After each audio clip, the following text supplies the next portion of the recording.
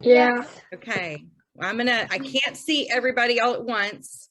We actually hit max capacity on this, so that means my brother can't join. Can he come sit by you? Yeah. There we go. There's a max Zoom Okay, so if you are with a sibling in the same household, let's jump in front of the same computer. Is that okay? Wait, do we have to be here? All right, and then another option would be to join your teacher's virtual if you can't. I hope we're not missing anybody. I can record this. everybody should let's record it. Here too. Mine says recording. Crazy. I don't know why. Because she's recording it. It's recording. All right. Oh, I missed my share do we screen. have to be here? Do you have to be here? Yeah. On. Guys, this is like your only chance to get to hang with an author. Right. Well, we've done You'll probably have more chances. Before. No, I'm We've just done a ton of author weird. visits before. I've gone to see Vincent. All right. I'm going to pull the book up. Hopefully. There's 100 So much people. I know. Isn't it exciting? I'm so happy to be here with you guys today. I never had so much people in a whole Zoom meeting before. It's a lot of people. I hope we're not missing My anybody. sister said like there were like 60 people on Zoom before, and it's like so loud. But now there are max capacity. All right. I'm going to get started. Let's mute. Zoom meeting. Let's everybody hit your mute for right now. And then if you have, when I get to questions, then you can unmute and ask your question when we get to certain questions. Okay. Though I do want you to, participate and, unmute if you want to say anything while we read the book. Okay. So let's get started. My name is Angela Lofton. And yes, I'm the author of our book, Constance the Cowlet. I'm going to read the book. Have any of you read the book yet or seen the No, Can you read aloud? We're gonna Read aloud. Yeah, I've heard this before. No, but I've heard your Hey son. guys, let's do thumbs up and thumbs down so we can hear better. thumbs down. Okay.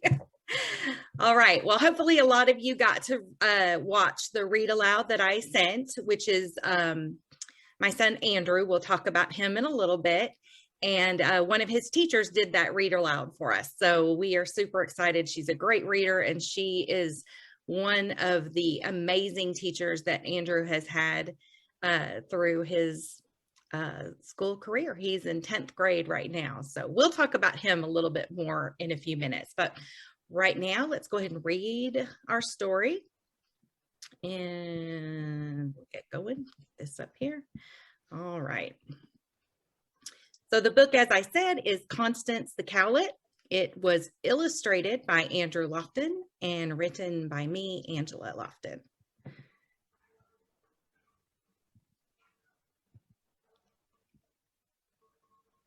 Your son did a good job coloring. Thank you. Constance was born on a sunny day in a big pasture. Her mother, Cornelia the cow, whoa, it's going too fast. Her mother, Cornelia the cow, was delighted. Her father, Buster the bull, was so proud. The little family was very happy on the farm. They had green grass to eat, swishy water to drink, and shady trees to relax under during hot afternoons. As soon as Constance could stand, she wobbled away to explore the green pasture. There were many friends on the farm. First, she met some baby ducklings by the pond. She liked how they waddled. You could waddle if you want to. I like to waddle. Next, she met a horse named Patches. She liked the warm whinny sound that he made as he greeted her. Finally, she met Pansy the pig. "Meet my piglets," said her mother. "What are piglets?" asked Constance. "Why, they are baby pigs," said Pansy. "You are a baby cow, so you must be a cowlet," oinked Pansy with a great deal of authority. Constance liked how they wallowed in the green grass and messy mud. Constance bid the piglets a good day and waddled away like the ducklings, whinnied like her friend Patches, while taking an occasional wallow on the cool green grass of the pasture. She kept repeating, "Constance the cowlet," to herself. She liked how it made her sound important. On the way back to her mother and father, Constance noticed some cowboys waving their hats at some cows over by the fence. She scampered over for a closer look when suddenly, clop, clop, clop, whoosh, slam. Constance was crowded into a big pen with some other much larger cows. She heard a cowboy say, "Off to the sale barn," as he slammed the gate. Then they started to move. They rolled away from the big farm and up the hill. Constance didn't know what a sale barn was, but she didn't think she was going to like it. Constance was frightened. Dinner time came, and Cornelia the cow and Buster the bull began to worry when Constance did not return from her walk. They looked for their daughter everywhere.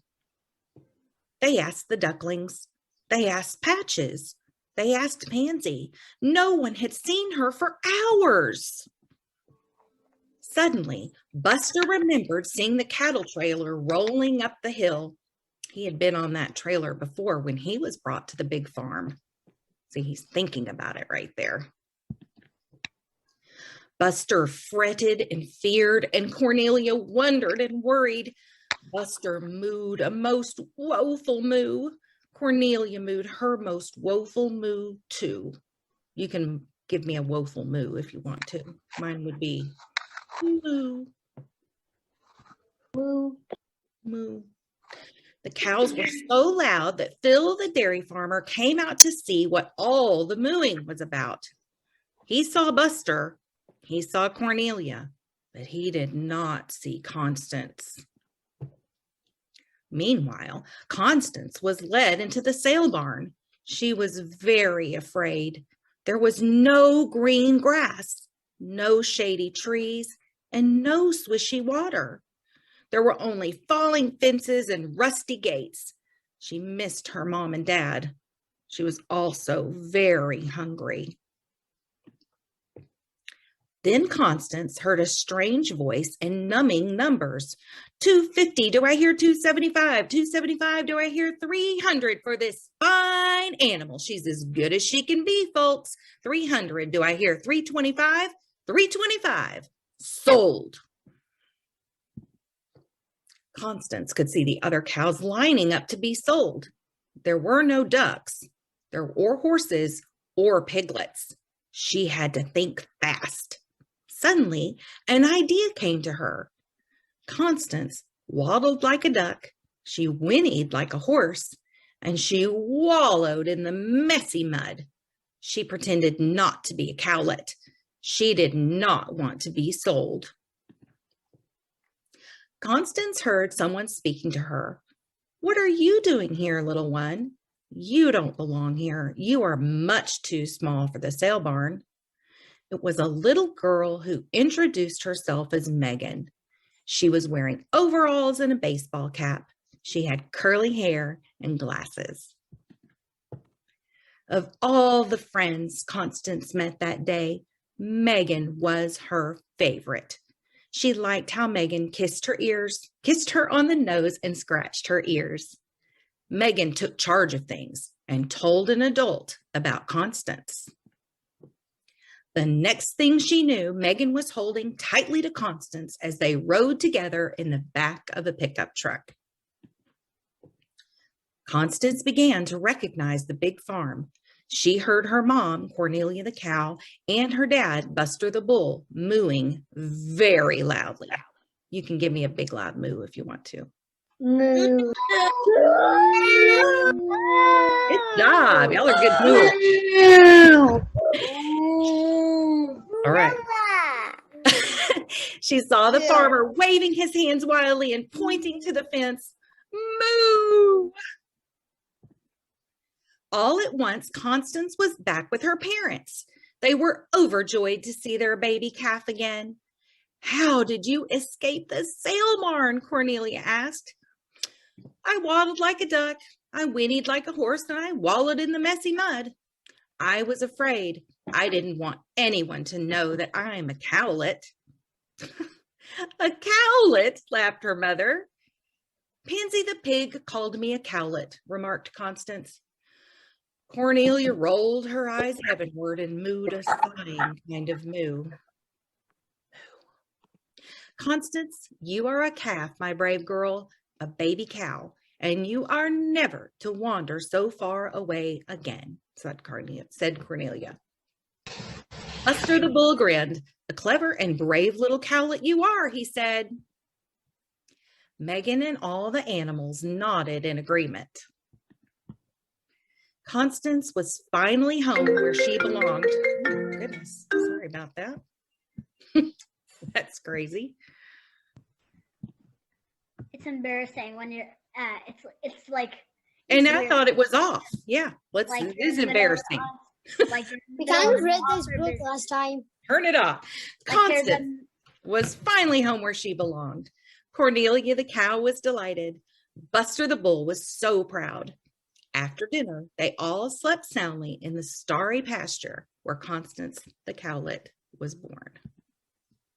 And there she is at nighttime. All right, I'm going to stop sharing that screen. Okay, we kind of read that book in a Miss Star Wars class. You did? You've read the book? Okay, good. Yeah. I also include, if some of the teachers or you guys too, you're welcome to copy that link that's in chat. And if you don't see it, I'll put it there again at the end. Let me go ahead and share this next screen. Does anybody have any other comments or questions about the book so far? Well, I definitely know I liked that book so much, I might ask my mom to get it for me. That's wonderful. Wonderful. I'm so glad you liked it. That was epic. Thanks. All right. Well, I'm going to share another screen with you, which is my little talk about the book, and we'll definitely make time to answer questions. Yeah. Hi, Ty.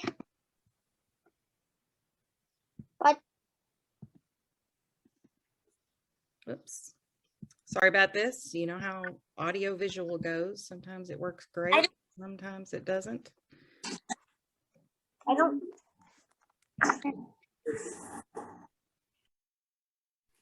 When did you write the book? Well, that's a long story, but I have been writing this book for about 5 years. Andrew and I have been working on it. Wow. I know, but we published it last year in October of 2020. So How did you make all of them? On the cow, it looks like you actually drew it. Did you make more? my son Andrew did draw Yeah. the story. Andrew I like the was the illustrator. Did you do more books? Andrew was the illustrator. We actually are working on a couple more books, and we'll keep you posted about that. Let me look at chat real quick here. I'm sorry to pause, but I want to make sure nobody's asking anything on here. Oh, thank How you much guys. books are you gonna write? I don't know. It's harder than it looks, but we're talking about 3 other books right now that Andrew is drawing pictures for, and hopefully They're good. we'll get those published soon. So let me tell you guys, let's get going on here. We already talked a little bit about the story itself, and you guys said you liked it, which makes me so happy. You have no idea. What do you guys, when you think about the story, what do you think the story is about mostly? About the animals. About she's not called Cowlets, something like that. Right. What do we really call baby calves? Baby cows are cubs. Calves. Calves. That's right. It's Calves. all recording me. Yes, they're called calves. Ready? A funny story is why in our family we actually call baby calves Cowlets. And the reason is when I was a little girl, probably maybe kindergarten, first grade, my grandfather came from Florida to visit us in Texas. And you know how when you drive around in the country, there's always cows. And so this one particular time, there were lots of babies, and he looked out the window and he said, "Oh, the baby cowlets." And my sister and I looked at each other and we were like, "Cowlets?" Like we even knew as kindergartners and first graders that they were called calves and not cowlets, but we thought he was, funny and wasn't from Texas and hadn't seen a lot of cows. So maybe we thought he didn't know. So he was teasing us. He knows that they're really called calves, but because of driving around in the country with our grandfather and him teasing us and being silly, our whole family now calls them Cowlets. So that's kind of why we named the book that, sort of to honor my grandfather, who was born way back. Book? I'm sorry? You're the author of this book? I'm the author of this book. Yes, I'm Angela Lofton. It's a author visit. I think my teacher read the book to us. Good. I'm glad. I'm so glad that you read the book, and I hope you keep reading it, and I hope you get something out of it every time you read it. But so for me, the story is mainly about family, and on a bigger picture, the book is about community. So it's not just about your individual family, but it's where we fit in the bigger picture. So like in this situation, the farm is the community. And so it's not only about you and your mom and dad or your grown-ups, it's about your community, your school family, your neighborhood family, and the people or animals in this case in that group. I have a question. Yes, ma'am. Are you famous for writing that book? I'm not famous. No, I live right here in Texas, just outside of Austin. We're not famous. We just love books, and I like to talk about Andrew and his illustrations, and I'm super proud to just share his illustrations with you guys. All right, let's see if we can keep it going here. Everybody can still see the screen. I have a question. All right, we're gonna grab this slide right here. Okay, so also what I feel this book is about is learning from experience or by doing things. And we notice, and I hope a lot of you notice, that Constance met her friends and she really liked what they were doing. And she, as a cow, probably didn't wallow in the mud a lot, and she certainly didn't waddle like a duck. And, cows make a mooing sound. They don't make a whinny sound like horses. So she learned from the animals around her. And I like that because that's how I learn best. It's how Andrew learns best. And I bet a lot of you learn best or well by watching your teachers write things on the board or by showing you how to do things. And I think learning from experience is a great way to learn. And it's fun for me. And I like to see what others are doing and what others are learning. All right. So it's also kind of to continue that, it's about observing. It's about using your senses. It's about watching things. It's about noticing, maybe stopping and smelling some flowers. It's about using, anybody can tell me what your senses are, your 5 senses? You have that? 1, 2, 3, 4, 5, 6, 7. And then there are 4 oceans, 1 here. Taste. Okay. So we also learn by asking questions.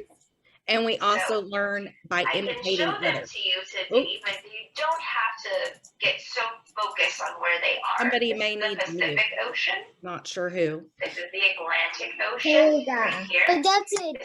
This is the Indian Ocean over here, and Okay, we're Your talking about sister's behind you, Kate. Can everybody go ahead and mute real quick so we can find out? There we Yeah. go. Thank you. Thanks. Okay, sorry about that. Again, these crazy Zooms. Okay, so we learn from observing by using our senses. We learn from by asking questions, and we're going to be asking more questions here in a little bit. And we learn by imitating. We learn how to do things by doing what other people do. So like, I'm not talking about copying here. I'm not talking about, copying what somebody else is doing. What I'm talking about is like when you learn to play an instrument or a guitar, you might place your hands, you might watch your teacher and place your hands on the guitar or strum the strings the way they would. And so by seeing what they do and then practicing, you're going to learn how to do things as well. And so finally, our book is about believing in yourself and trusting yourself. And so Constance was super scared, and I think we're all scared at different times in our life. I know I've been really scared, and I know my son Andrew has been really scared. But it's about believing that you can do it. You can use what you have and get through the hard times. So does anybody have any questions to this point? No. Nope. Nope. No questions. All right. Let me. Wait, Mrs. Lofton. Yes. My 5th grade students want to hear about your son who drew the pictures. Okay. And what grade he's in now. And that's our next topic. So okay, awesome. We'll move right on to that. All right. Let's see. Get back over here. All right. So here we are. As promised, we're going to talk about Andrew. So Andrew, yes, is the illustrator. Andrew is now 16 years old. He was born in 2005. He's had 15 surgeries, and he has a birth defect called spina bifida. So that means he was born with a problem with his spine.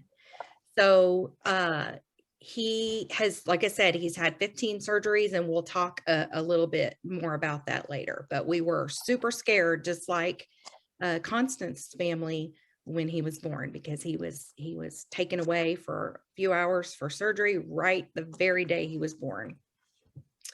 So Andrew, he looks a little different. He uses a wheelchair. He struggles a little bit to use his left hand.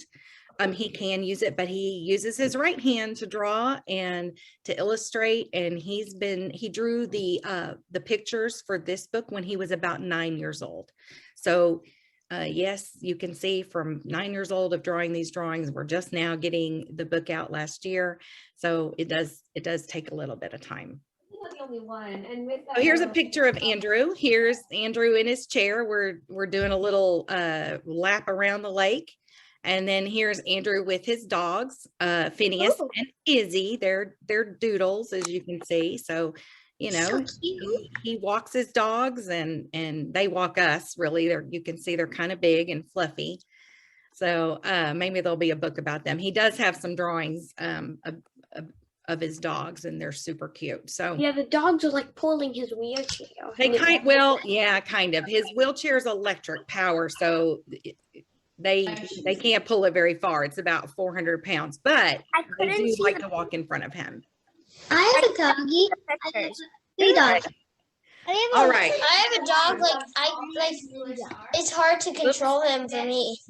It is. I know. All right. Like he's so strong on the leash. So here's what I wanted to show you next. So some things about Andrew look the same as they might look in your family or in your classroom. So, here's some photos of our everyday lives. He has a family. He has 2 sisters and a brother. We have cookouts in the backyard. He does arts and crafts. He draws. Here's him up here with another drawing that he did, Andrew and friends. And then, he helps cook, not a lot, but he does like to use the little knife and chop things and help out. He also does a couple chores. He puts the dishes away from the dishwasher, and he's a big helper. So he doesn't wear glasses. He stole my glasses in that bottom picture and was being silly. So some things look the same. He does look a little funny in that picture. He does look a little funny in that picture. He was trying to be funny, so I think that's good. So the other thing about Andrew is that he learns a little bit differently. Like math is really, really hard for him. Telling time, even though he's 16, telling time and using money is really difficult. But he's a great reader. He loves to read books. Language and words are pretty easy for him. And then he also thinks about things a little bit differently. Like if you were talking to Andrew and asking him questions, he would be happy to talk to you, but it might take him a minute. He might pause a little before he answers you, or he might ask you the same question a couple of times, even if you've already answered. But he is listening to you, and he listens and he hears and he thinks and he understands. It's just a little bit different. Okay, so here's the pictures, thank you, of him playing games. He's doing his virtual learning up in this top photo, coloring Easter eggs, reading, studying. You know, we were carving pumpkins last October together. So a lot of these things, it looks the same as the things you would do in your household. What's his favorite book? His favorite book is, he loves Dr. Seuss. So That's my favorite series too. I was guessing Constance the Cowlets. well, yeah, that's probably his favorite. But if we're talking about other books, he probably loves Horton Hears a Who the best. And so here's another photo of Andrew, and I captioned this one, "We believe Andrew is a superhero." And you can see by his face, he does not look very superhero-y right here. Again, he's being silly with his family on Christmas morning and with our dogs, and we're just hanging out and having fun. I think So why do we call Andrew a superhero? And here's why. Look, he's on this photo, he has all of these wires hooked up to him, and he still has a smile on his face. Some really not so great things have happened to him, but he still is happy and he has a positive attitude. In this other photo, he had a really, his spine was really curved in a scoliosis form. And so this picture I'm showing you, that's actually like a metal. His body's cord. Yeah, so he's got that metal cage in his spine to help him sit up straight and help his spine work a little bit better. So I call him a superhero. I think there's a superhero out there that has like a metal skeleton too. So he's kind of our superhero. Why does he smile? He's happy. He's joyful. Look, he's even had just given blood, and he's still giving me a little smile. So I think he's a superhero because sure, he's a great artist, but he stays positive. He keeps smiling. He shows a lot of bravery and courage, and he's a very kind person. So when Andrew was about your age, I would say third grade, second or third grade, not all of your age, but in the middle, we made a big discovery about Andrew. We weren't sure, like I said, he wasn't really telling time and he wasn't really doing a lot of the things that a lot of third graders do, but we noticed that he was learning and understanding a lot more than we thought he was. And we knew this because he was drawing about it. So for an example, have any of you studied the water cycle? The water cycle. So they were working on the water cycle at school, and he was sitting at the back and he wasn't paying attention, and he was kind of talking to his aide and not really, you couldn't tell that he was listening. And finally, he wasn't being naughty, but he wasn't being the best student in the room. We'll just say it that way. And his teacher pretty much said, okay, we're going to go. You're not listening. We're going to go back to our classroom. And so he said, no, I don't want to go. I want to stay. And they said, okay, well, here's your picture of the water cycle, and you work on it. Well, they really didn't think he was listening, but he actually drew the whole water cycle and then labeled it with, condensation, precipitation. He labeled it and spelled everything perfectly. So even though it didn't seem like he was paying attention, he was hearing what was going on. He just wasn't showing how he was listening like a lot of you do. I know a lot of you, when your teacher is speaking, you want to be looking at her, you want to sit still and keep your hands still, and you want to show respectfully how your teacher and what your teacher is talking about. You want to listen and hear, and it did not look like he was listening or hearing or anything, but we figured out he really was listening. So here's a couple of Andrew's drawings. This is usually after we go to a doctor visit, he starts drawing about about doctors, and this is kind of a self-portrait of himself. And He's so good at drawing. thank you. We I know. Here's another drawing. I like to share this drawing because he draws in pencil. So like for the book, he drew all of those in pencil, and then we used the computer Good. to go back and add the color. So we go back. Draw like that sometimes. So yeah, so we go back and add the color into whatever he draws. And what I like about his drawings is, you know, even though everybody kind of looks the same, they all have a different expression, and they're moving in a different way. They're standing differently, and they're all doing different things. Look, this girl's even taking a selfie right there. Oh, I was gonna show you guys this little video of how Andrew draws. It's pretty quick, but here's him drawing some farm animals, and he did this a few months ago, just to kind of show you how he draws. And it's interesting. There's a lot of those. Here's one of my favorites. Elephants are absolutely my favorite animal. And Oh my gosh. I love this. They're my favorite. I would not be able to do that. That's Me either. great. I'm terrible. And there's our little farm family. Just a question. This is Mrs. McClellan. One of the people wanted to know if y'all have ever been in a movie. If we've been in a movie. No, we have not been in a movie. He was asked to try out for a commercial about 4 years ago. But again, as I said, you can't always tell that he's listening. And we did not get part. And I was super nervous because I wanted him to show, his best self. It wasn't really something that I wanted to do. A friend had asked us to try, and so we did, and it didn't go very well. So we'll see. Maybe one day there'll be a video or movie about Constance. What colors? What pencils and markers did you use? He just uses a number 2 pencil. That's his favorite. Sometimes he'll draw with like map colors. I don't like him to draw with markers because he draws such detail, you don't see it all. So, and he doesn't really love to color things in. He will, but it's not his favorite. He just loves to just draw. He watches, he likes Mo Willems a lot. Do you know Mo Willems and the Elephant and Piggy books? Yeah. Oh yeah, I heard he made a chicken book. Our teacher reads them sometimes. I love those, and he loves those too. So what we noticed. I only like drawing pencil, no markers or nothing. No markers. Yep, just the number 2 pencil. Oh, I don't know if you can see it.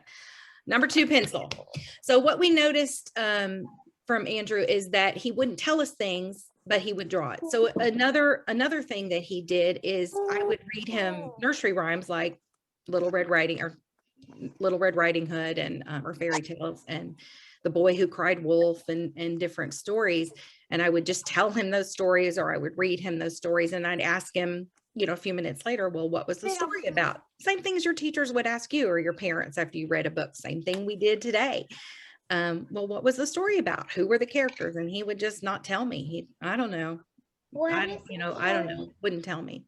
But then a few months later, he would write the whole story out. He would draw like frame by frame on a piece of paper, all the parts of the story in order. So even though he couldn't really talk to me and tell me what the story was about, he would totally forget about it. And then weeks later, I would look at his drawing and he's drawn the entire story, not copied from a book, just what the story that I told him, not really reading. So that was really exciting for us because it showed us that he understood a lot more than we thought. And like I said, he had 15 surgeries, 6 of them were on his brain. And that, that makes it a little hard for people to learn sometimes and participate and communicate. So at this point, does anybody have any questions? Do you have any questions here? Yeah, me. Yes. I kind of also, every time I'm a great artist too. I make a lot of drawings. I just think, should I show them? I love it. Well, I hope your teachers have my email. So I'd love for you to email some of your drawings to us. I know Andrew would love to see them. I have a question. Yes. What's your question? My question is, Mo Williams made a pigeon book. He did. We love the pigeon books. I have a question. Don't drive the bus. Pigeons can't drive the bus. Yeah. What is the Drawings to show? I have a question. Yes. My question is, why did he get surgery? He was born with kind of a hole in his back.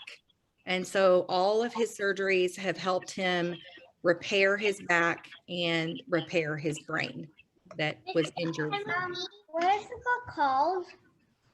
What's the book called? Yeah. Constance the Cowlet. Okay, so at this point, I know there's probably some. I had a question. Okay, what's your question? I love drawing too, and I make books. I make for everyone. Yes. That's awesome. I have another question. Yes. I love art. That's why I drew this. I like to draw this. I love it. I love art so much. I drew this picture yesterday. Oh my gosh, that's amazing. You guys email me those pictures and we'll see what we can do about getting some of them up on our website. Actually, email those pictures. All right, we're gonna stop for just a second. And we're going to, if any of you teachers have K through 2ers that, you know, kind of been 40 minutes, if they're kind of ready to go, parents or students, if you're at home and you want to bow out, that is perfectly fine. I wish you well, and I wish you a great day. And then we'll go on a little bit longer, about 20 more minutes for the older kids or kids that can stick with a little bit longer. Okay. Does he draw quick? Can you stop? Pretty quick. Stop sharing? Yes. Not as quick in that like 10-second video though. That was like Well, yeah, forward, that was right? fast forward. So like I Yeah. did that on time lapse. So that was a little quicker than usual. All right. So any of you that need to go, thank you for joining us. I appreciate it so much. Stop sharing your screen to say goodbye. Yes, I can. Yes, you guys can. I drew him. No, I'm not the best. I'm not the best drawer, but I drew. I love it. Okay, so for those of you that are going, go ahead and again, I wish you well. Thank you for joining us. I'm so happy that so many of you are showing me your drawings. They look amazing. And then for some of you who can hang on just a little bit longer, let's see, I see somebody raising their hand. It's hard to see who.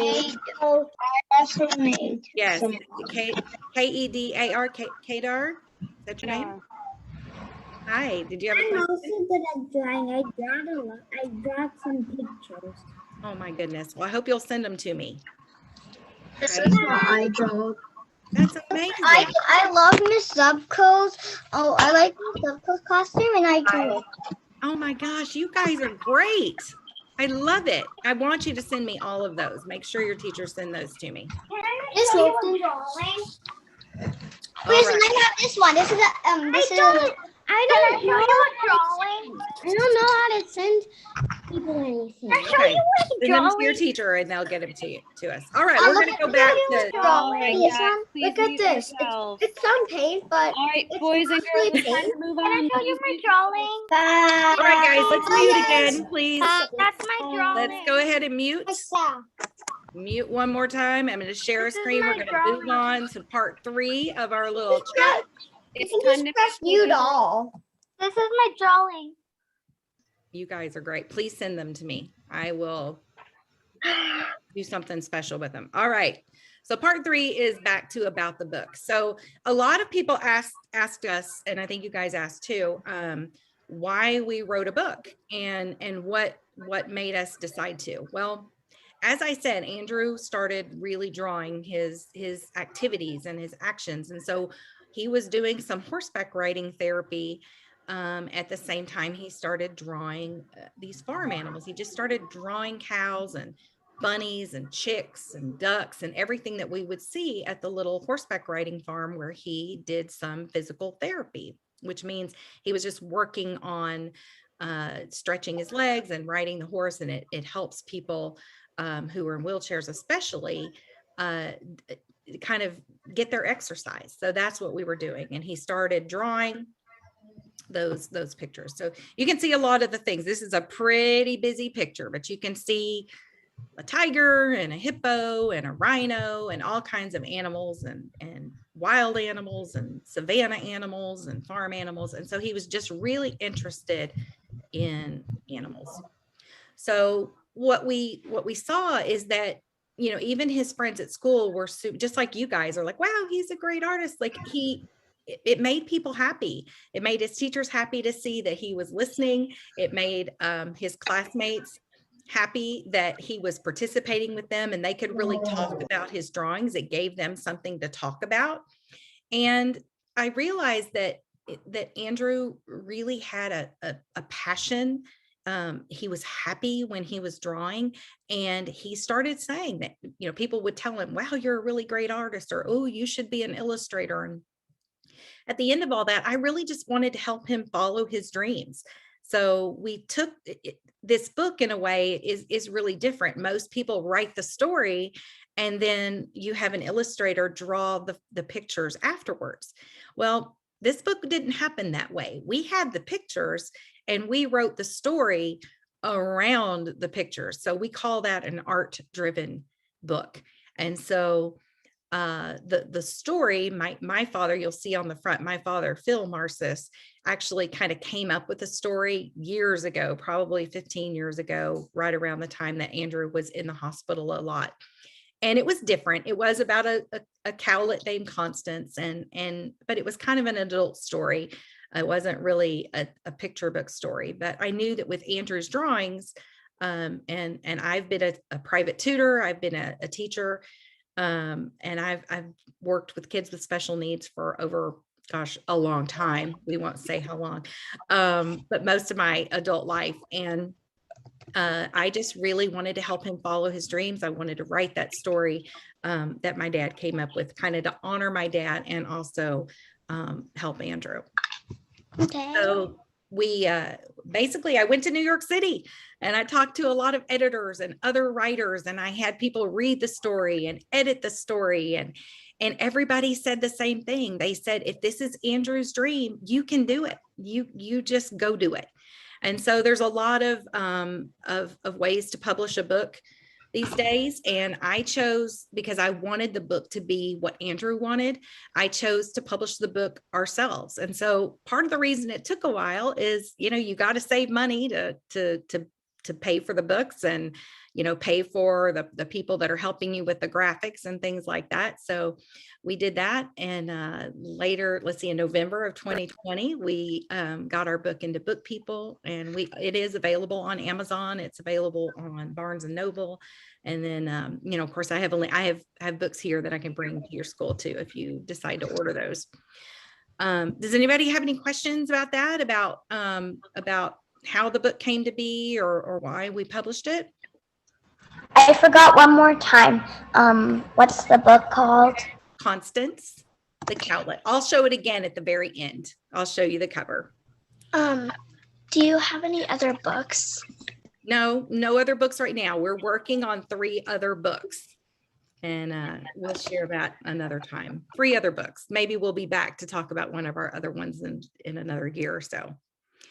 All right, so let's go ahead and move on to part 4. And this is why I think, you know, some of the younger kids, I wanted to really talk to some, you know, it is a younger kids kind of picture book, and, you know, really kind of the kindergartners and through 2nd, 3rd grade, you know, really like the pictures and all that. But for you older kids, I really wanted to talk to you guys about special needs and about, you know, students in your school that you might have come into your classroom that don't really seem like they're paying attention, or other kids in your school who just need a little extra help. They might learn differently like Andrew does, or they look a little different. And I want to talk to you about that for a quick second. So we call that special needs or special learning or learning differently. There's a lot of ways to talk about it, but there are people like Andrew and they exhibit different behaviors. They might get upset over things you wouldn't really get upset about. They might act in a different way. They might melt down. They might scream out. They might flap their hands. They might cover their ears. They might do different things. And what it's important to remember about that, and what I always talk to Andrew's friends at his school about, is that that's their way of calming down. That's their way of trying, and they call it self-regulate. It's a big way to say it, but what we're talking about is self-control. We're talking about they're trying to learn to manage their emotions and their feelings. And so, you know, a lot of times, you know, I just hold on my feelings inside and I don't talk about them, or I don't appear to get upset about it. But a lot of children with special needs, they need to physically show they're upset and how they can calm down. And Andrew is that way too. And I know sometimes that can seem a little scary. It can seem a little uncomfortable, but just remember that they're communicating with you. They're reaching out. They're trying to talk to you. And, you know, it doesn't, you know, for you guys, sometimes it doesn't always, you know, feel like it might feel with your best friend. It may not be easy. But just remember, you know, like Andrew, when he does those things, if he does yell out or doesn't pay attention, which he doesn't do that as much now. When he was younger, he struggled with that a lot more, but yeah, he was trying to communicate with people and he just didn't always have the conversation way, like you guys are nicely asking questions and raising your hand. He just didn't understand that. So the question I'd like to ask is what can you do? And you don't have to really answer right now. Just think in your head, what can you do for those students that you see in your classroom? And maybe not even special needs students. Maybe you're, you know, you get all A's and another student struggles a little bit, like with math or something that you're good at, you know, offer to help. Or if you're somebody who struggles, you know, definitely reach out and tell your teacher and tell your student, your fellow students and classmates, you know, tell them, you know, I like that you're so good at that. You know, maybe we can work together sometime. Excuse me? Uh-huh. How long is this meeting? Like 10 more minutes. Okay. I think we have 9 more minutes, but if you need to go, you can always go. Well, third grade has specials at 9:55 usually. Okay, well, we'll finish this up. So what I wanted to share with you guys is you also have a superpower, okay? And what your superpower is empathy. And I don't know if you've heard that word before, empathy, but empathy is just a big word that means you're trying to understand how another person feels. So the best way I feel like you can learn empathy, it kind of goes back to what we talked about in the very beginning. Reading books to me is the best way you can learn empathy because you're putting yourself in those characters' positions. Just like with Constance, you know, she was scared. You can understand she was scared when she wasn't with her family. You can see that she was excited to meet new friends. You can see that she wanted to learn from them. So empathy is just trying to understand how it might feel to be in someone else's shoes. And so reading and reading as many books as you can possibly read is the best way to become an empathetic person. And when you become an empathetic person, you're showing kindness and you're using kindness. And I think that's just, you know, what I think all of us need. And again, I already said, you know, you learn empathy from reading by being the characters and exploring what they're talking about.